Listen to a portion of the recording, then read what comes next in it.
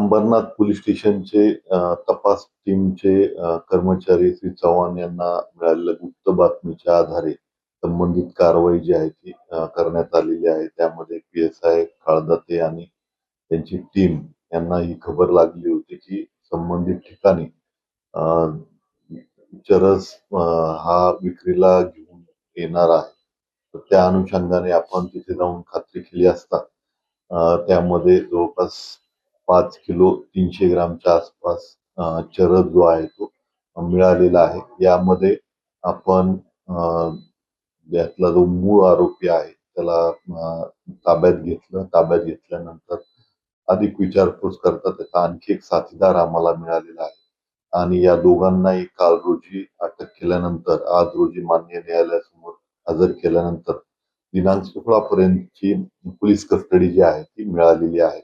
यामध्ये माननीय वरिष्ठांच्या मार्गदर्शनाखाली सदरची कारवाई जी आहे ती करण्यात आलेली आहे. यामध्ये कोणी श्री सय्यद आणि त्यांचा तपास पथकातले अधिकारी कर्मचाऱ्यांनी ही एक चांगली कामगिरी त्यांनी केलेली आहे.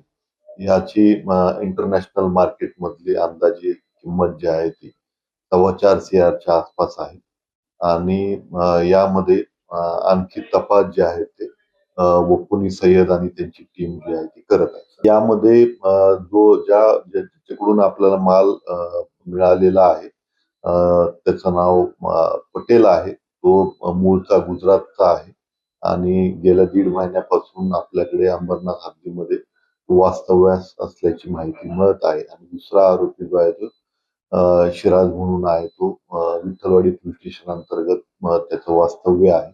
अशा दोघांना आपण अटक केलेली आहे.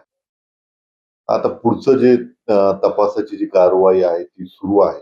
यामध्ये त्यांनी नक्की काय कारणासाठी आणि यामध्ये आणखी कोण इन्व्हॉल्व आहे याचा विस्तृत माहिती जी आहे ती येणाऱ्या कालावधीमध्ये सादर करू.